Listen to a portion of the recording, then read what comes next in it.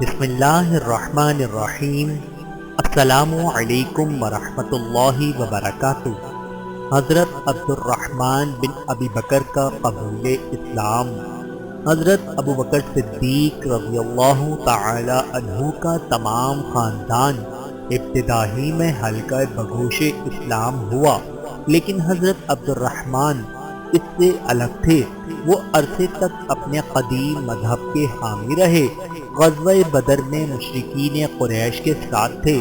اثناء جنگ میں انہوں نے آگے بڑھ کر ہے کوئی جو مقابلے میں آئے گا نعرہ لگایا تو حضرت ابوبکر صدیق کی آنکھوں میں خون اتر آیا۔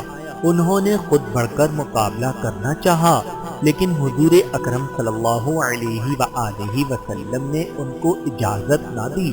غزوہ احد میں بھی وہ مشرکین مکہ کے ساتھ تھے۔ حضرت عبد الرحمن صلح حدیبیہ کے موقع پر ایمان لائے اور مدینہ پہنچ کر اپنے والد کے ساتھ رہنے لگے۔ حضرت ابوبکر صدیق کے تمام کام اور ذاتی کاروبار زیادہ تر یہی انجام دیتے تھے اور نہایت اطاعت شعاری کے ساتھ ان کے غیظ و غضب کو برداشت کرتے تھے۔ حضرت عبد الرحمن بن ابی بکر رضی اللہ تعالی عنہ پر اللہ رب العزت کی کروڑوں رحمتیں نازل ہوں۔ آمین ثم آمین۔